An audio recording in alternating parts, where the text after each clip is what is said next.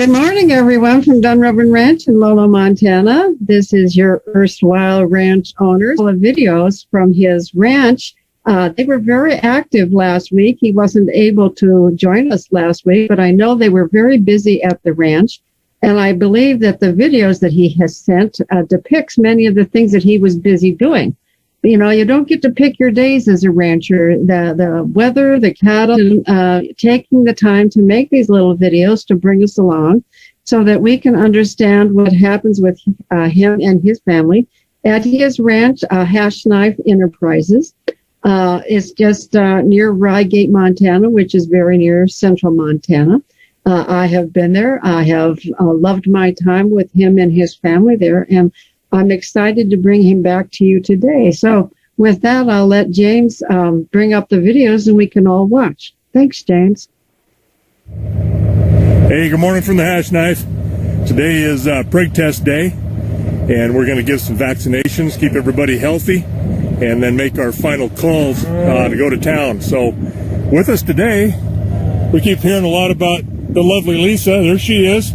And there's the not-so-lovely Braden. So there he finally smiles. He's our non-so-comic relief, but he's really funny as hell when you get him to finally cooperate and laugh. Go ahead. Small smile. Small one. Almost. No, it ain't happening.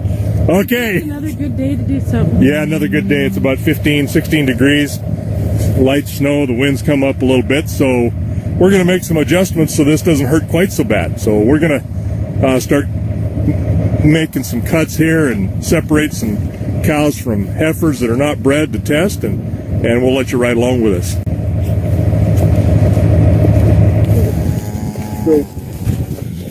Good morning, ears. Oh, cows. There we go. All over, cows. Just double check the tag that I haven't missed something.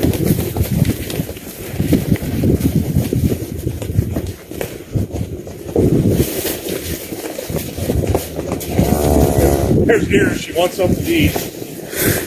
All right.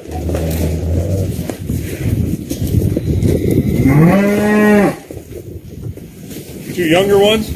Catch them.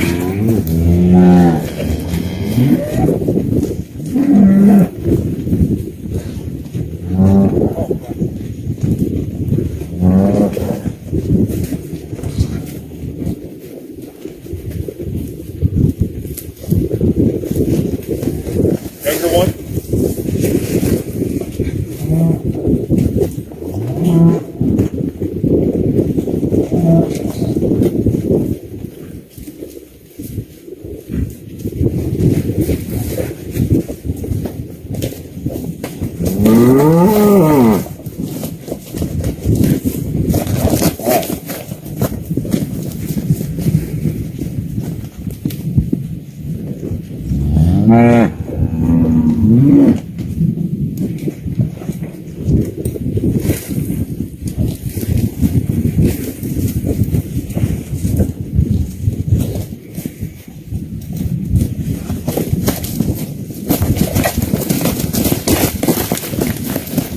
We got this third one is a younger one.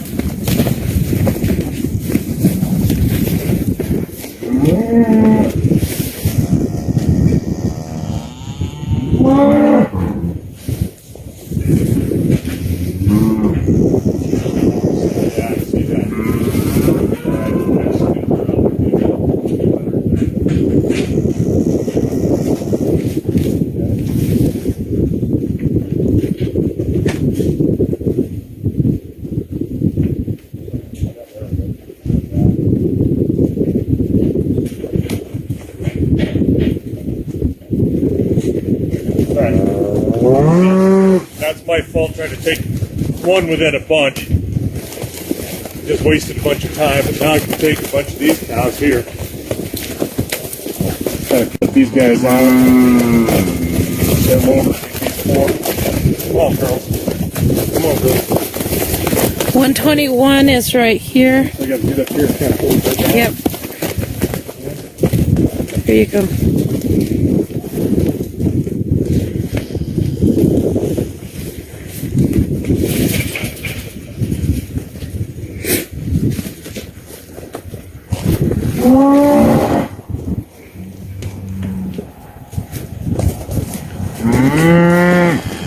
Got a young one here.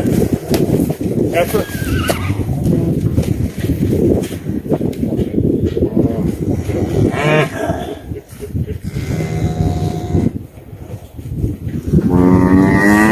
About 5 left.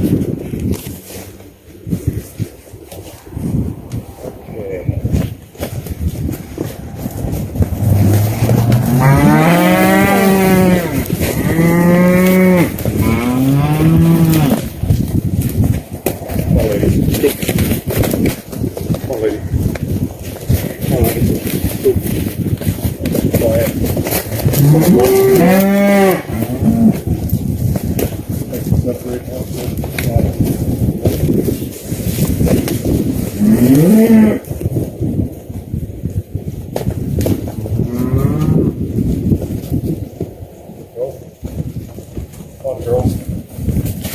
Come on, girls. There you go.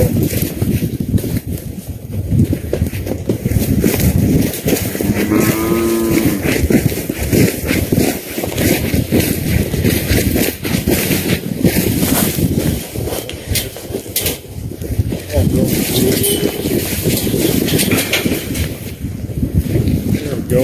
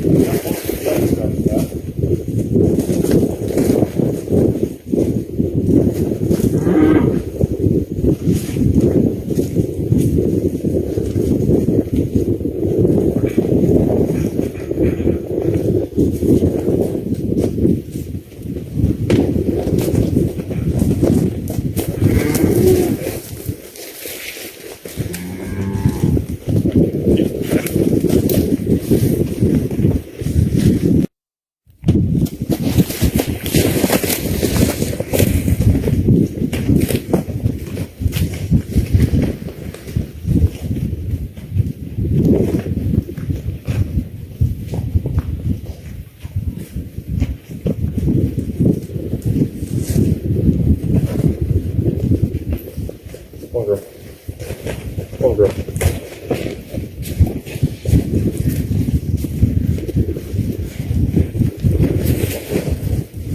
No.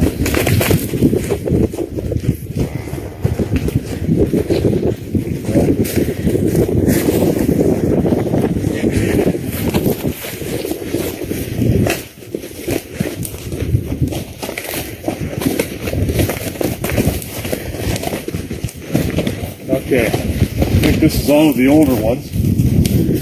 All the cows with preg test.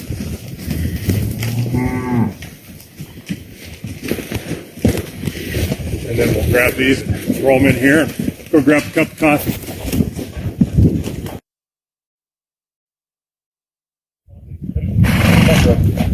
Come on, girls. Let's go.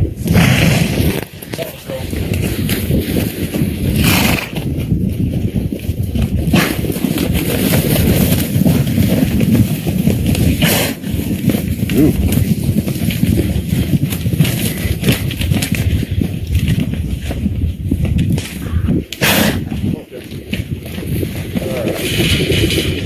Good. Just keep them there, Greg. That way, leave the gate open. They can come up in here if they want. Yeah.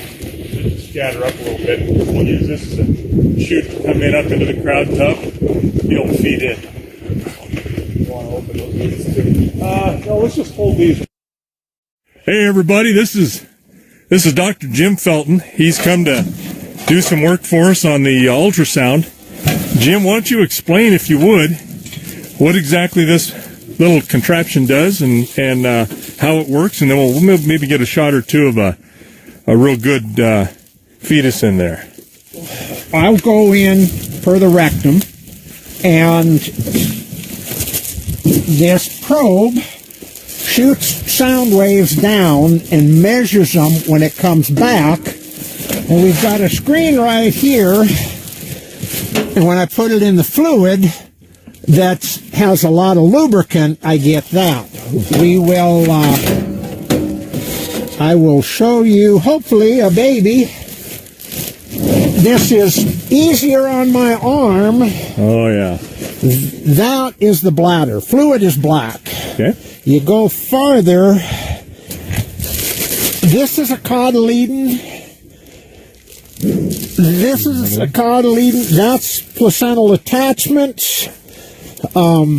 She is pregnant. I do not see the entire fetus, but she a fetus, and you can see legs, ribs, the whole bit. Outstanding. We will do that. Spinal cord. If she'd only... He's swimming around in there. He's bashful. There he is. There's a heartbeat. Look at that. That's good. And it's a he, you said. And there, you can see front legs coming off there. Yes, you can. We aren't deep enough to get to the head, but...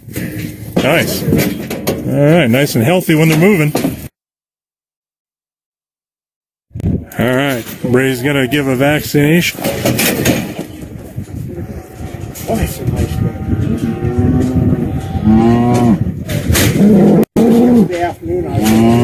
Yeah, we got some. There we go.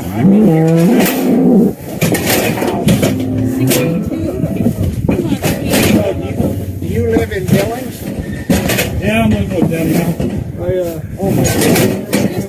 There we go. Yeah, we'll see if the doc usually gives us a good sign. Yep, that was subtle. There we go. So we got the last one. We got 2 dries out of 69 head. That's a pretty good, that's a real good average there. So now we're going to vaccinate, change the tag on this girl, and we're done with this part.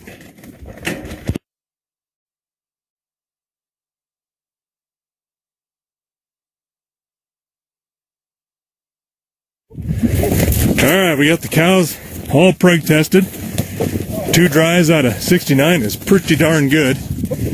And now we're gonna run these yearling heifers in the chute, and we will give them some vaccine and call it a day for them. And then we'll bring in the calves and we'll retag them and we'll be good. All right, more to come. All right, we got these new calves. I call them the maidens. They are now tagged, and we vaccinated them earlier. And we're not going to worm everybody today because it was just too cold. And that the wormer, it's a pour-on, has a alcohol base, and it just doesn't seem to absorb in the skin like it should on a warmer day. So it's going to warm up later this week, and we are going to administer that over the back. It's really quite easy. We're just going to run through the, have them go past us in the chute or in even the alleyway, 1 at a time, kind of slow, or 2 at a time, and we can squirt that on their back. It's pretty easy to do. But you can see these guys went from pink tags, being babies, to now they have got pretty new white adult tags. And I don't know about you, but I can't remember every single cow every day and recall exactly what she's done over the years. So this is a pretty important process that we are able to tag them, keep an eye on them, and then track how their birth records are and what they do for calving, how they take care of a calf, if there's any kind of issues, or they calve hard or easy. When it comes to culling time, you say, well, what about this and what about that? And you put all those things together in a quick formula in your head, and you turn the crank, and you say, she goes or she stays. And so knowing these cattle like that, and you may not know them right off, but you can refer to these worksheets we build up and give us a better idea of our own management. So not blowing. Oh, I should tell you this one thing here. See this little calf right here? She was a potential. She's still got her pink ear tag. So she is actually, I'm going to call her.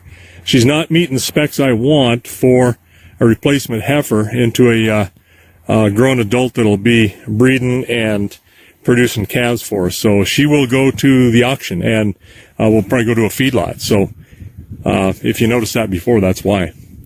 Okay, you guys, everybody's fed. If you can see everybody over there, moving a lot of cows through these corrals.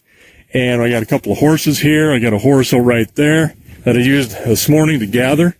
And it is easy, believe it or not, to leave a gate inadvertently closed when it should be open in a day. Thanks for showing up with us.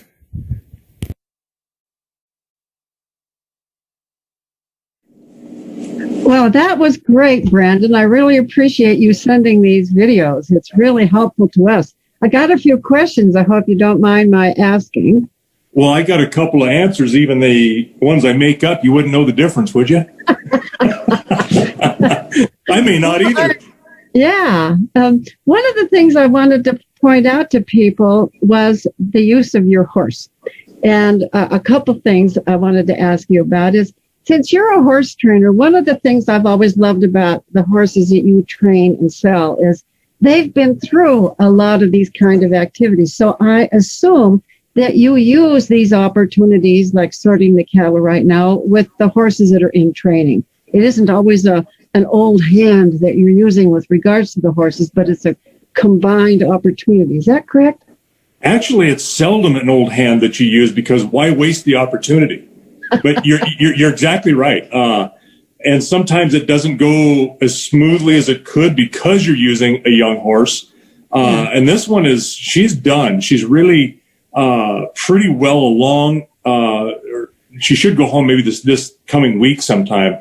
I'm hoping anyway. But yeah, it's nothing that you don't do this on purpose to just get training on the horse, because you don't want to move the cattle around and stress them or knock weight off the cows or the calves, or, all of that kind of stuff. So when it happens, you use the horse that's appropriate. And some of them are very, very young. And I'm not really going to get much of a chance to do this again, just like this. This is really the last time that we should be doing any kind of corral work with these cows, because now it's time to hunker down for the winter. We've got everybody taken care of. And I'll be giving you some video for next week on our the worming process that we didn't go through this time, because it was just too cold that morning when we did this a week ago today. So we did not apply a wormer to them. We actually did that yesterday when the weather warmed up, but that meant bringing these cattle in again and doing exactly the same thing. And so it's kind of a pain, and I didn't want to do it, but you have to get the biggest bang for your buck. And so now, no more horse work unless I'm just riding through them, and checking them. And I will take that opportunity to do that, but I just don't bring them into the corral just because I want to work a horse. Yeah. Well, I wanted to mention a few things I noted about your riding while you were in the video. One of them is, I've always told people that cowboys use neck reining because they need their left hand or their right hand, one hand. They need another hand to do something else. Yeah. That plow reining a horse actually gives you more control generally, because and it's a more refined way to ride a horse. But to people like you who are working with cattle and who are roping and things of that nature really need to have a hand free. So giving a horse a neck rein is a really big plus for people who are using their horse not just for pleasure but for work. Can you comment on that? Yeah, no, that's exactly right. You can plow rein a horse or grab the rein, and if you want to go to the right, you pull on the right rein. And it's really opposite, where you use the left rein and you lay it on their neck so they feel that neck is being touched by the rein, and they move away from it instead of being pulled in the opposite direction. So it does. It's much more subtle and more refined, as you say, and it takes time to get there. But it also allows me to do whatever I need to do. I may need to just push my arm out to the side so a cow sees it, like you would when you're on the ground. You can just put your hand out and maybe flick your hand if you're really in tune to that cow and you're in the right spot, and you can move her or stop her.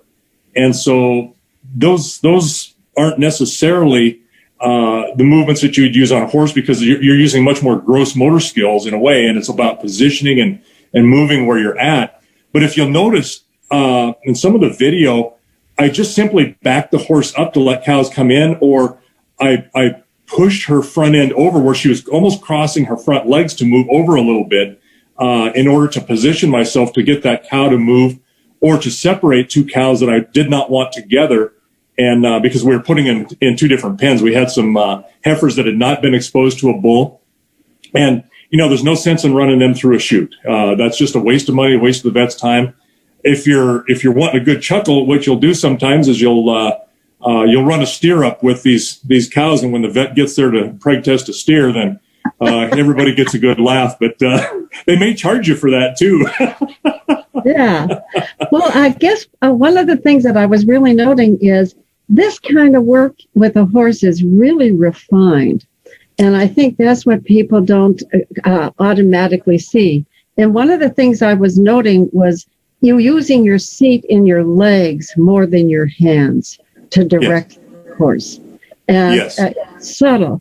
And one of the times in an upcoming episode, I hope that you will get us some videos of kind of demonstrating that, because I always tell new riders that, ultimately what you're going to do is ride with your body, not your hands. That, the hands are, a really good rider. And you watch, I think the best riders in the world are those pickup cowboys at rodeos. My God, those horses and riders are one, Yeah. And it's so unobvious because if you don't know what you're looking for, you won't even see what you're doing to make. One from the other. And Braden was working the gate, and Lisa was running the camera, and of course saying hi to her favorite cows. But yes, it's very subtle. Now, if you really want to watch some very, very refined and very good horsemanship on the part of the horse and the rider together, is you could YouTube or video some cutting horses. Yeah. And those horses are watching that cow. But, I'm wanting to keep things quieter than that. That's the whole idea on a ranch, is that you don't get really wild about something. Not that you can't use that horse to do. Sometimes that type of work is necessary, but it isn't always necessary. So this horse is nowhere near that level of training for that specific purpose, and will never be ridden like that. So this is a client horse that I'm training. Right. And so, you're not going to put a lot of time into something that they'll never do again, or have the opportunity or the desire for the rider. So it's they get a little bit of exposure, but she's a very good, solid horse to do exactly this kind of ranch work. Yeah. Well, the other thing I wanted to mention is, we've had, I've had to change vets this week. Dr. Richardson, and you knew Dr. Richardson. Oh, yeah. A great equine vet. Really good. And I just wanted to comment on the relationship that a rancher has with his vet. What an important relationship this is. That is, it's second only to maybe your wife or your banker. Because if you have the misfortune to have a banker, luckily we don't. But like I've told my boys growing up, say, look, when you have a vet show up, or a brand inspector falls under this the same way, but we're talking about the vet and their time, and the same thing applies to going up the chute. Keeping those cows in a queue, ready to go, because time is money for them, and they have not just your visit to the ranch that day, but they've also got somebody else to go to next who is on an approximate time schedule. So having things work good for them, having your facilities so that they're safe for them to work, and easy to work, and will keep them coming back.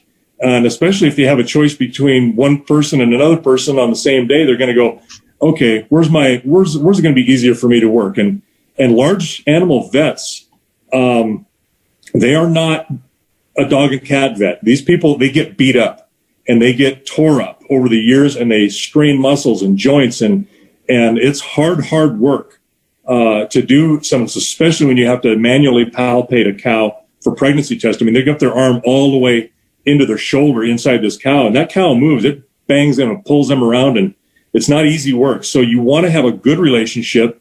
Pay your bill, pay it on time. As soon as you get billed for it, I want that check right in the mail to them, because I want them happy with me. I may need to call them in an emergency and I want them to come. I don't want them to ever second guess, geez, am I going to get paid for this? Or is it going to be unsafe to work here? Or, fill in the blank. And one of the things I asked, you didn't see it on the film, but I asked Dr. Felton, I said, now the most important thing of the day is, did you bring a lunch? Because we're going to feed you if you did, So you always feed your help, and feed them something really good and hot when it's cold out, and have that available. And of course, he had another appointment to go to, but thanked us kindly. And then when he was gone, he was zipping down the road to somewhere else. But those relationships are very important because it can be the matter of life and death for you, for a cow or a horse in your herd. That's your survivability as a ranch. And if you have an outbreak of something that you need to get a handle on, say something like a hoof and mouth disease, that's horrendous. And that has got to take high intensity veterinary help over a long period of time. And you just cross your fingers and hope that nothing ever like that happens, but it can happen. So that type of a relationship, again. And I've also found that as you develop a relationship with a specific vet, you can come to a lot of shorthands because they know what you know and they've instructed you on all kinds of things and it's happening to the vet. So, and like you said, everything that a vet does is on approximate time because you are in the pipeline of visits. And if the visit before you is a long one for no expected reason, it just is. And you just have to be patient.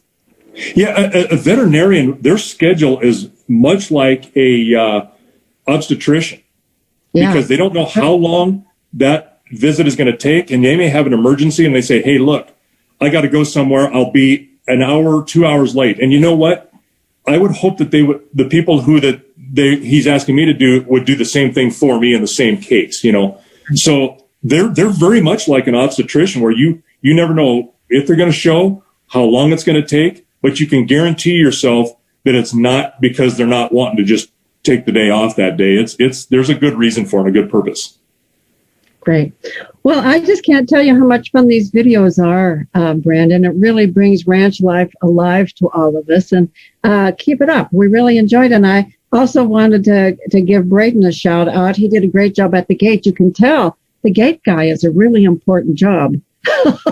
You know what? And that's kind of, we joke about that, but every job is important. And when you have a crew, you try to match somebody with their abilities and their desire. That gate person is incredibly important. And it doesn't seem like much of a job, but pushing cows up a chute is incredibly important because that sets the tone for how fast you're going to work. And that turnaround time, that flow through that operation is extremely important. And if it takes about a minute for the vet to preg test. And we were changing some older tags on some cows ears that we couldn't hardly read anymore, were very difficult to read. So we updated those. And then I gave a vaccination and we didn't put the wormer on, but all of that, if we had, even with the wormer, would have taken just a couple more seconds. I think on a good flow, we were cranking those cows out at about a minute to 90 seconds or a minute and a half a piece. That's a really good, quick working flow. And everybody it's choreographed. But if it takes another 30 seconds to run a cow down that chute, now you've added a half an hour to 45 minutes to your total time working. And of course, time is money for a vet. Yeah. And for you too. And for us too. Yeah, that's right. Yeah. Well, Brandon, thank you very much. I look forward to the next series. And at this point, I'm going to hand you over to Ashley. As you know, our Augie, precipitated a vet call. Right. Yeah. I always tell people horses are accidents waiting for a place to happen because I don't know what it is about them, but. It's not if they're going to get hurt, it's when and how bad. Yeah, it really right. is. They look for things to hurt themselves. I swear to God, sometimes. Yeah, I know. It's amazing. At any rate, I'm going to hand you over to Ashley, and I want to thank you again. As always, it's a pleasure talking with you. Absolutely. So good to help out and answer any questions anybody's got, Suzanne, and good to see you. Yeah, you too. Bye. Bye-bye.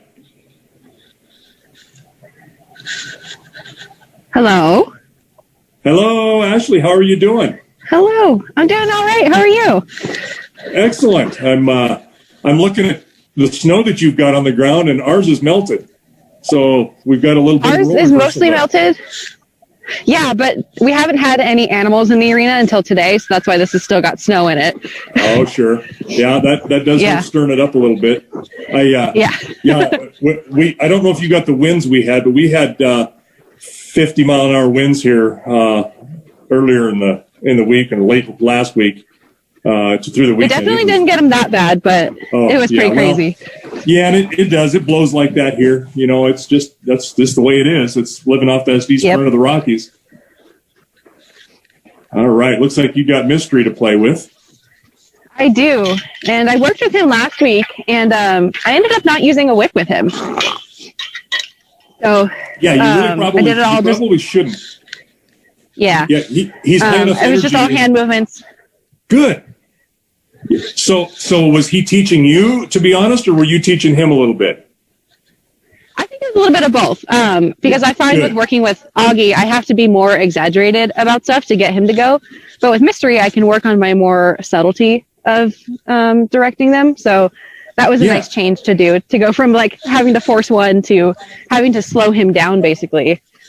Well, yeah, that's really good. And one of the things we need to do is think about how you make that transition from one horse to the next, and then how you get. What we want to do is have Augie listening and working off as subtle signs as Mystery does. Yes.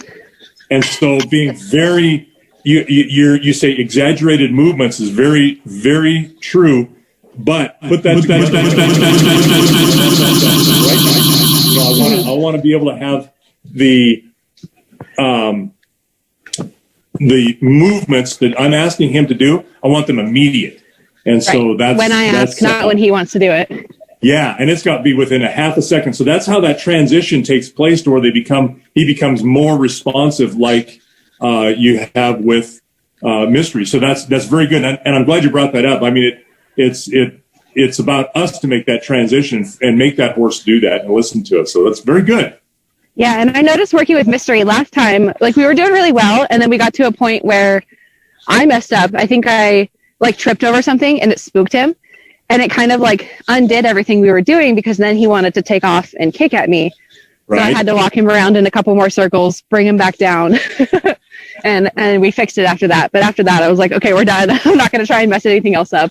But it's crazy just how quick that happens, that you can mess it up and turn it the opposite way.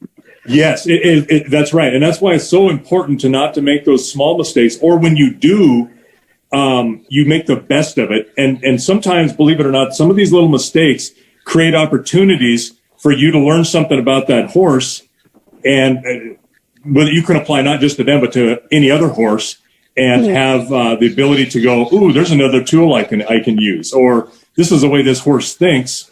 I'm going to use this, and knowing that, you can adjust yourself. And they'll look for opportunities to not behave or not do. Yeah, no, it's really not that bad today. It's a little chilly, but I've been working all morning, so I'm nice and toasty warm. All right. Well, tell us what you're going to do. You worked him, so let me watch you, and I'll try to keep my trap shut a little bit, and just narrate to me, if you would, what you're doing, what you want to do, and then we'll talk about it as we go along, if we need to. Okay. Well, the goal with him is really to keep him moving slowly and not just taking off right out of the gate. So it's really just working on keeping my energy kind of low, just to keep him walking around. Good. And then working on getting him to stop when I want him to. Because last time he was doing the kind of lazy drag into a stop. So then I would have him do a couple more circles, stop, kind of thing. And then with him, I like doing the thing where you count the steps, because he knows that I'm going to ask him to stop. So he'll be very hesitant and just walking and be like, okay, now I'm going to stop. Right. So I like doing that with him. He's counting, but at least he's watching for you and to give that signal. So that's good. He's cued into that. That's really good. Yeah. So we'll get him just walking out here. All right.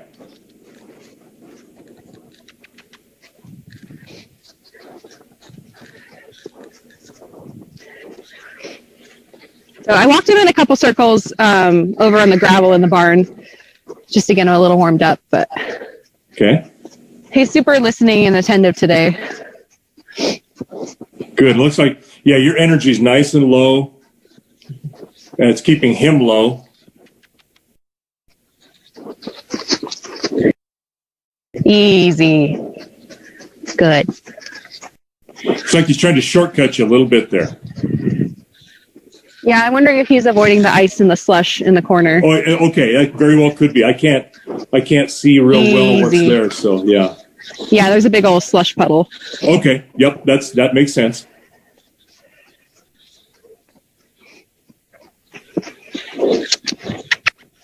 Good boy. Very good. Yeah, so I'm wondering, like, kind of what we can do that's a little more, I guess, advanced or kind of like the next step with him. Because Okay. he's definitely, listens at the walk and the trot, but I'm not sure, like, where we would go past that. I would go ahead and make him lope in there. Okay. And we'll see how it goes, depending on how slick it is. We don't want him to, fall if we can help it. Yeah. There's not But ice in here, but it is a little slushy. Okay. He should be okay. He should be okay because that's a nice sandy base. Good boy.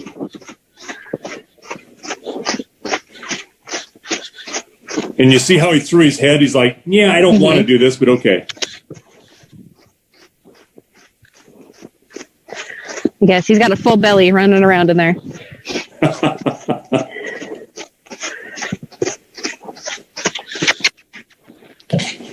Good boy. Very good. Keeping him going. Good job. Whoa. Good boy. Good.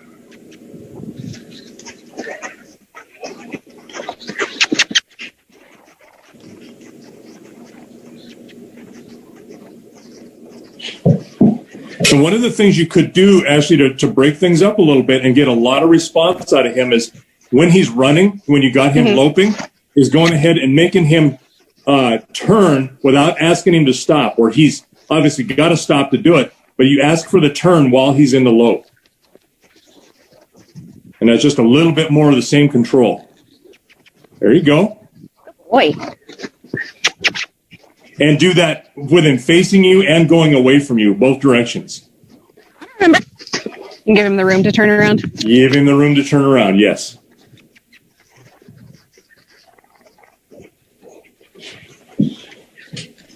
Still away from me. Okay, turn him back around really quickly. Make him turn right back around. And, okay. Now make him turn towards you. Now stop. Because the whole thing now is going to be about the turn. So turn him right back around because he turned the wrong direction. So you're going to work on this a little bit, and it's about him watching. This is very good because this is going to give you something to work on with him. Yeah. And don't let him go around the corral too much. Make that stop happen and the correct turn right where you're at. Try not to let him go very far. Okay. That was my bad. Okay, there you go.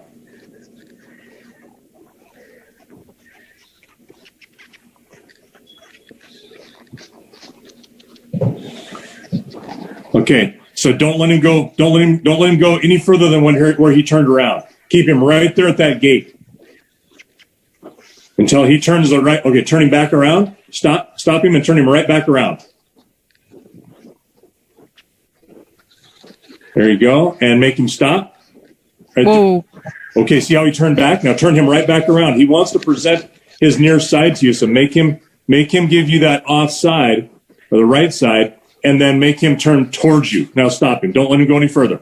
This is all about the stop because he will distract himself by just running back and forth. So we're not communicating very well. Does it make sense? Yeah, he's just playing to get out of it. Yeah, and so you may have to skip across that corral pretty fast to get him stopped and shut down and turn back around. It's all about the stop and turn. That's not about going forward at this point now. So turn. There you go. Now point the direction you want him to turn your body. There you go. Point out. He can do it. I know he can do it. Okay, so turn him back around again. So you have to start over. And this is going to create a lot of work for you And as soon as he stopped, the good job, you turned him right away. Okay, he's got to stop and stand. So now we got a couple of issues to work on. Whoa. He needs to stop and stand parallel to that rail, right there. There you go. Good. Now break it down slowly. We were going fast, but fast isn't working for him because he's not wanting to turn the right way for you. So now turn your body 90 degrees, turn to the left. Get your body parallel. There you go, back out. Now tell him where you want him to go with your arm. Point, there you go. There you go. Boy. Good job. See how we just slowed that down and broke it down a little bit? Yeah. And now we want him to do that. We want him to watch you. And of course, you got to be really good about your communication and your body and your posture and where you're at, positioning, so that he understands what you want. There you go. There you go. Much better. Okay, makes sense. Good. Yeah. So I needed to break it down too. No, that's okay. Sometimes we try so hard, and I'm the world's worst about this. I try so hard to make things happen where I really need to slow it down to make it happen.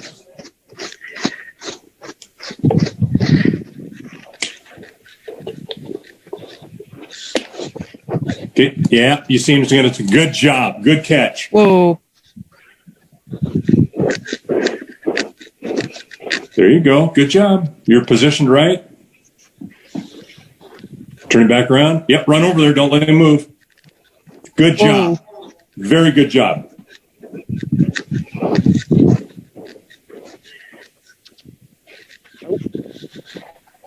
Whoa.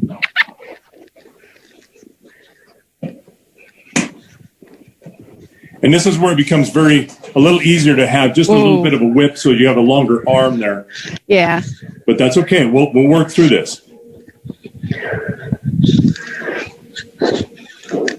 There you go. Good. You're giving him lots of room. Now open up. Point that left arm out there. Whoa. And turn your body. There you go. Good. You corrected him. Then make sure your shoulders are square to the corral. Boy. There we go. Square to the corral, not to him. Okay. Yes. Yep. Because you're just opening that door as far as you can let him go through it.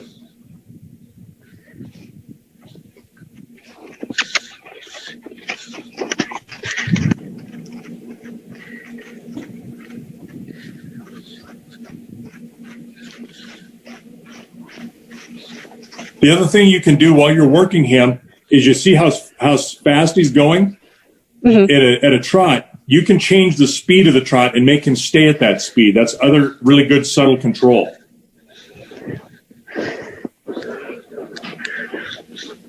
I think he's in the wrong spot. Yeah, he's kind of needs to get those hips tipped back in, right like that. There he goes. Now you might do a little better. Whoa. The other thing I would do is as you're moving, point with your arm so that he starts to understand that when you point, what you're wanting. So point first as you square your body away from him. So turn to the right about 90 degrees. There you're going to point and back up. Okay, he didn't take it, but that's okay. Because what you got to do is you got to teach that subtle signal first. Yeah. Whoa. There you go. That's better. Turn a little bit more. Yep. It's okay. We're doing. This is good. This is really good stuff, actually. Oh, look at him turn that hip. There we go. He's just getting lazy. Now, there. That might do it. Good boy. There you go. Good job. Very good job. Yeah, it's all about his positioning. If his hind end is stuck out there in the middle somewhere, it's much easier for him to turn on that, and he's going to do the lazy thing. He goes, yeah, I'm gonna make this about me and how easy it is for me.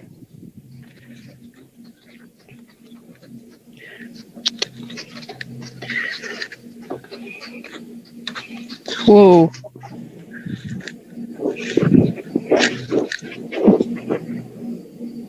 Oh, good job. Good stop. Whoa. Okay. Turn him right back around. Good job. Very good job. Turn that hip. Push that hip out of. See how he's leaning that hip into you. So he needs to push that hip. Just kind of walk towards him a little bit when he's paying attention. He's trying to check out. There you go. So as you walk towards him and that hip pushes towards the rail, there, now, back out. Good job. Now turning. Very good. Very good. Slip in there. Good job. You're doing everything right. Oh, he's just, okay, this is very, very, I like this because he's just saying, no, don't want to. But it's good. It'll make you push that, that turd. Look at him. Push that head out. Okay. Oh. So give him a couple of times to do this. And then what we'll do is we'll change this up a little bit. And if he doesn't respond, push that hip against the rail. Mm-hmm. Make him push that body up against the rail some to be completely parallel, or even his front end sticking out a little, like right there. There you go. Now stop. Okay, good. Now he might turn for you.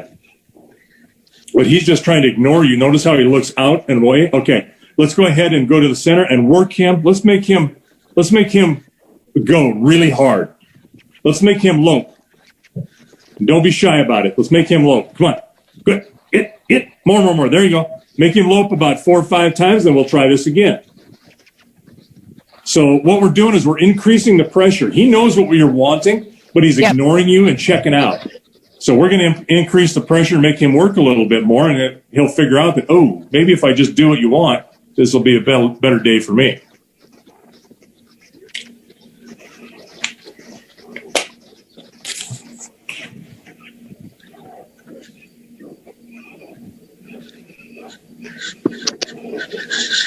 He's see where his wanting to. hips?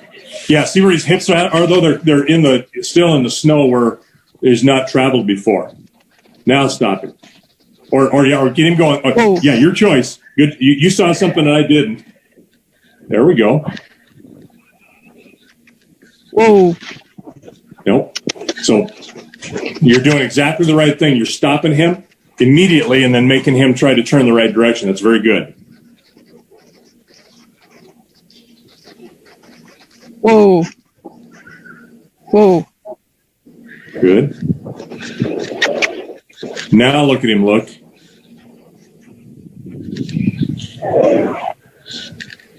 how he's dropping dragon breath. Yeah, he's dropping his head. He's like, this is going to be too hard to work. I'm looking for a way out. So he might start to blow up on us a little bit and throw a fit. And if he does, that's fine. We'll correct him for it. There you go. He's going to go. He's almost there. Go ahead. Good. You're doing great. Just slip alongside that rail if you have to. But you're correcting him. Good job. Yeah, he's just going to push his front end away from me if I go along the rail. Yep. So push that hip over. Whoa. Good job.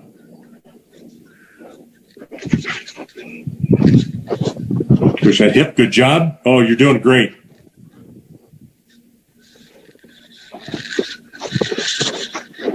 See him push against you? Yep. Okay, so you're having a struggle here. Okay, get him turned right back around as soon as you can. There you go. Now stop him where you were. Whenever you want to. Let's just let him go. You're doing great about pushing him and making him work a little harder. Whoa. Good. Okay, let's give him a second. Just let him stand there. Look at him pushing that hind end out. He's wanting to turn away. He's like, no, I want to turn the direction. And this is actually harder for him to turn this way. Yeah. But this is about control. Look at him lick and chew. Good. Staring right at me. Like, what do you want me to do next, lady? Yeah, exactly. Now, I would go ahead and stick my arm out there and tell him which direction you want him to go.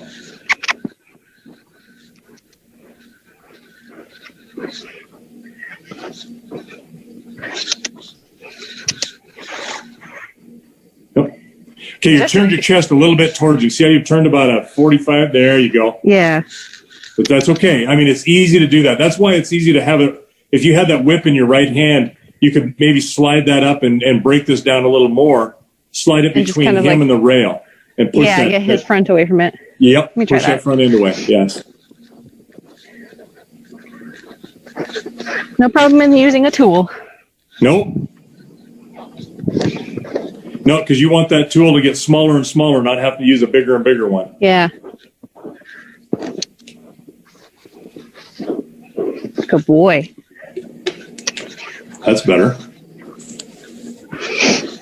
Okay, push that hind end in first. He can't turn through himself, so positioning him is really important. Good job. There you go. Oh, there's a little defiance. There you go. And stop him as soon as possible. Whoa. Good job. Now let's back. Good position. Okay, stop him and push that hind end back around. He's just going to turn on you. Whoa. And there. Good job. You're doing great. You're doing very, very well. I know it's frustrating. Whoa. Good. And he's going to get tired of this too, and eventually he's going to turn the right direction. Whoa.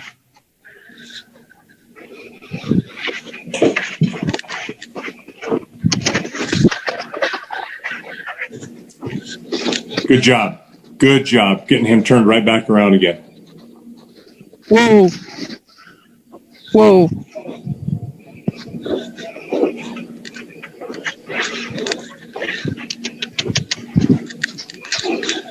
Whoa.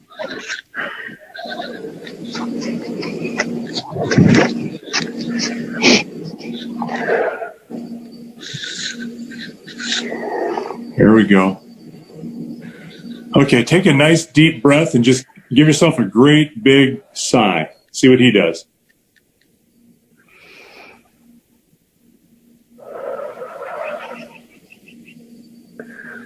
We're both thinking. We both got the wheels turning.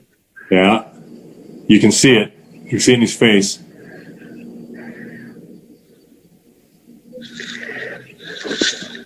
Okay, there you go. Good. I was just going to say, let's give it a try. Good job.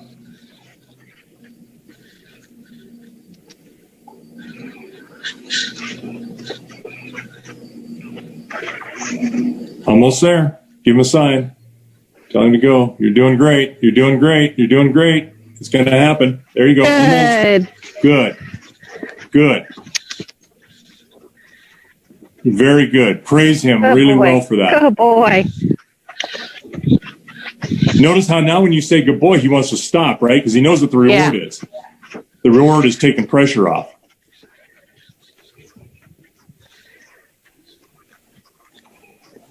Whoa. Whoa.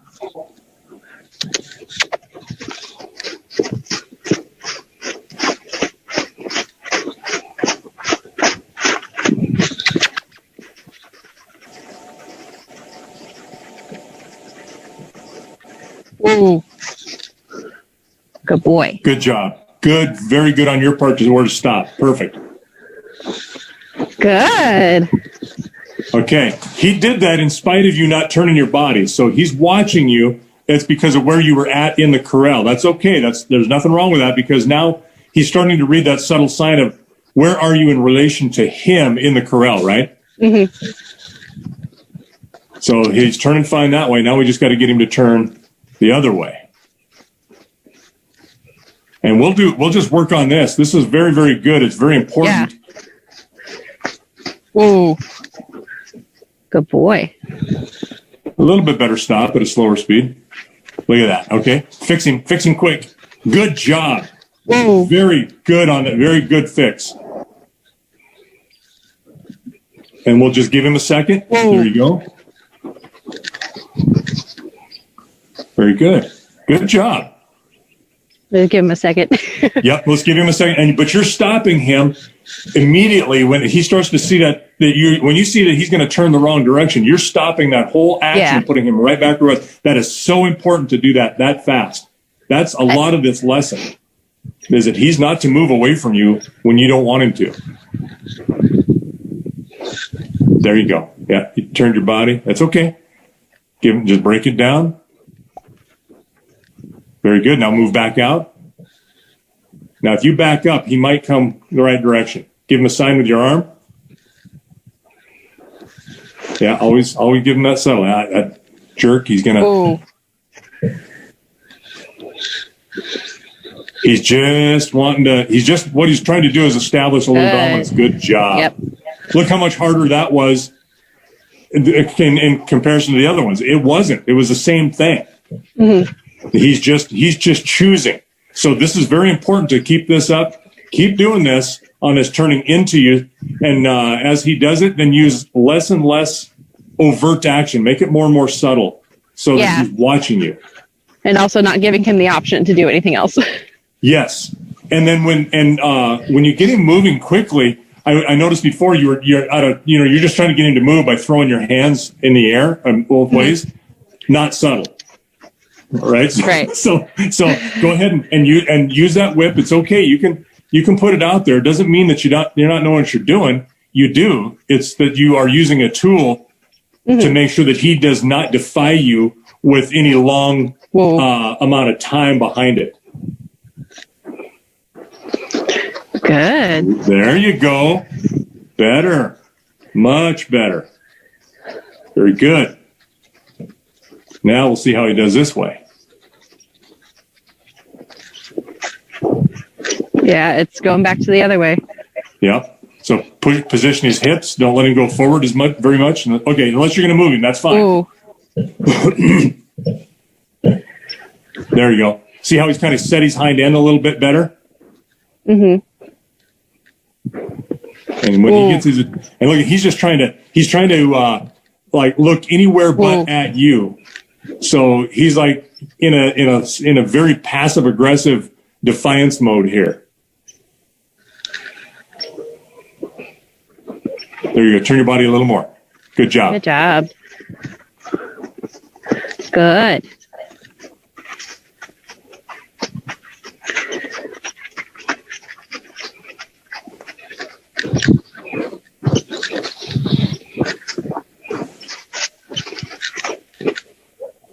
Okay, so step straight back. Let's position his hips and get him to push those hips over.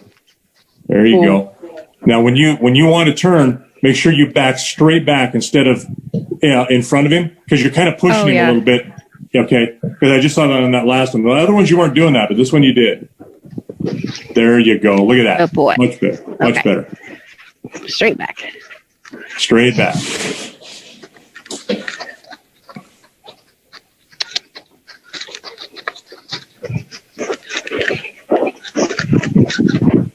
Yeah, he's good. He knows what he's doing.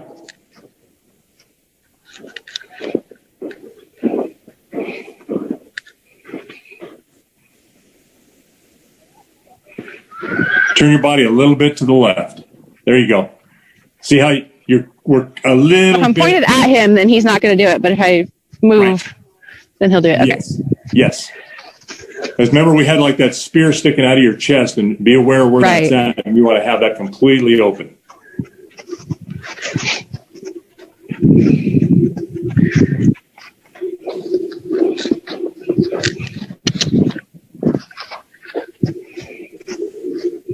Whoa. Good. Very good. Good job. And if you have to do this just on a walk, a lot, that's okay. We'll get it until he is flawless at it, a dozen times on each side. Mm-hmm. And then you can speed it up and see how it falls apart or where it falls apart, because it might. And then you work on that as well. Very good. That's so much better. Yeah. Yeah, he's getting it. So it's important to praise him. And now I'm getting it too. Now you're doing pretty well, but he is. There's a reason why on one side he's a little defiant. He really doesn't like people being on his offside. No, that's correct. And that's why it's so important there. Very good. So important that we work both sides evenly, and sometimes the side that they don't prefer, you have to work that more in order to make that even. Yeah.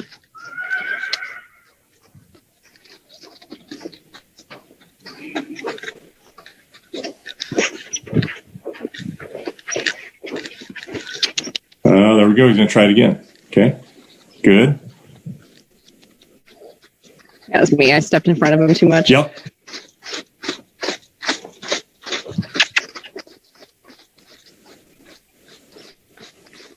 Easy. Good boy. Good job. Good transition to a slower speed. He's dropping his head a little bit. Good. Oh, yes. Very nice. Very good.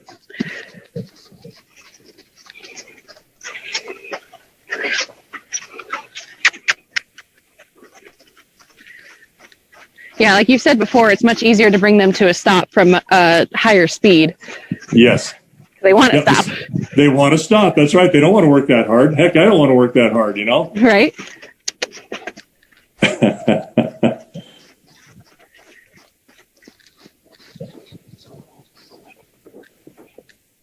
Yeah, that was a weird stop. Okay. Yeah, he stopped and then turned, anticipating a turn, but he wanted to control the direction or how he made that. You know, not to you, but away from you. There you go. Very good. Good.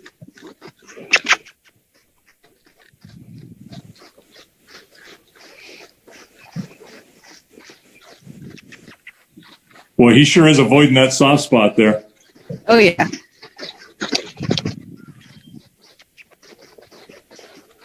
Good. Very good. Yeah, you asked him to go. He didn't. And so you got on him immediately to make him move the direction you wanted. That's very, very good. It's all about when you decide to do something, he needs to comply within a half a second. So he's back to his checking out a little bit. There you go. There you go. That's good. Oh. Oh.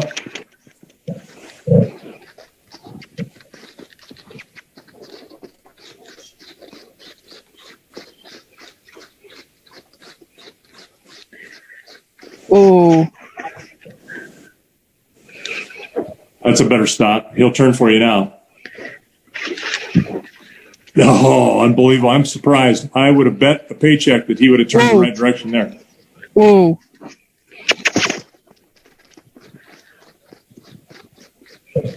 Good job. He's not one to stop for you or slow down and stop, so that you're doing the right thing. Let's make him work harder. Very good. We'll make him desire that stop.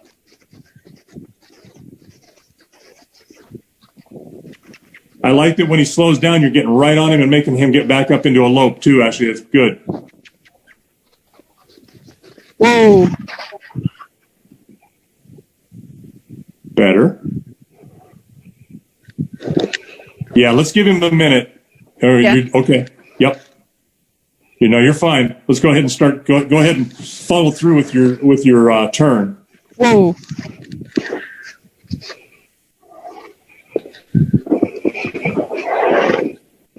Looks like that lower lip is working a little bit too, isn't it? Oh, yeah.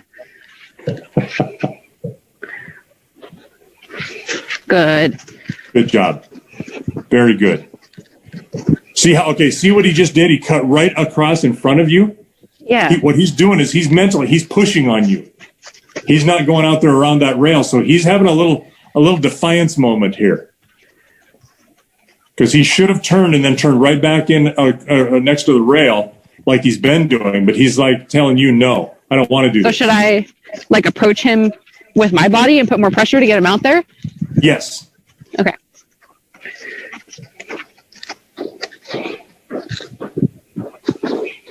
Good. Like right there.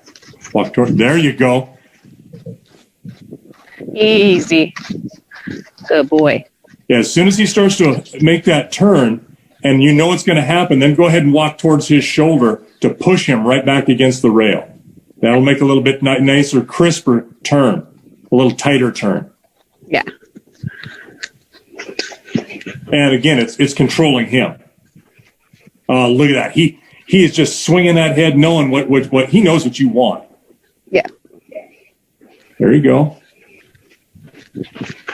And now, good job. Yes. Good boy. Very good job. Look how he started to come to you, and then it sped him up because you were. Okay. It's 11:11. I'm not sure how much longer we're going to. I think we're about done because he's starting to. What I would do is what we should do is continue to work on this, and then when he gets defiant, really be just a Nazi about, no, this is what I want, and this is where I want your foot to go, and you will turn here and make it happen quickly as you do in the turn because you've got no other choice, and see how much more say, assertive you are about approaching him then, when he's in that turn, continue to do that with that kind of speed and accuracy about where you want his body at that time. Okay. Because I think we're about done for what we're going to do, because we're going to get to a point here with him that he is a little defiant, but you're correcting that. If He's we just went, gonna keep fighting it. he's going to fight it, and then we're going to have a big blow up that will take maybe 2 hours to fix. Which Right. we don't need to do that on camera. We can do that off camera. When you're working him or doing what you need to do. At this point, there's no sense in that. But if we get more and more defiant, then we're going to have to fix that. But we can get there quickly by working him a lot faster next time. Yeah. Get him to this point where we're warming him up, okay, so he doesn't get hurt or we don't injure him or stretch, ligaments and muscles. But once he's up there, then we can start working him harder and watch him get defiant and then fix that. And that's something that maybe we can work on for next week. Because we're not going to have Augie back next week yet, are we? Probably not. I'm going to check in with the vet today and see what kind of clearance we get. Okay. Because if we did work with Augie, it would have to be at a walk probably for a little bit. It might be, yeah, we'll see what the vet says. But at the same time with this guy, it's not going to hurt if we don't work Augie at all. We can work more on this because he needs to be tuned up a little bit, and it'll sharpen your skills as well. Yeah, that I like. Yeah. All It'll right. help me with Augie. You're doing a great job. I always say I'm going to shut my trap, and it seems to never happen because you can see the things that need to be talked about or done. So you're doing a great job, Ashley. Very good job. Yeah. And I do appreciate the guidance. Like, I know we'll probably do a couple more sessions this week of me just solo, but it is nice to have you in my ear for at least one day. Yeah. You can catch the things that I'm catching on or call me out on things that I missed or things like that too. So I appreciate that. We do tend to get sloppy or forget or, mark the check which A through E on the Scantron there for what I'm doing wrong. And we don't recognize it. Otherwise we wouldn't be doing it wrong. Right. Yeah. So yeah, no, good job. So I think we'll quit there and we will see you next Monday. Yeah. Sounds good. Thank you so much for your time. You betcha. We'll see you.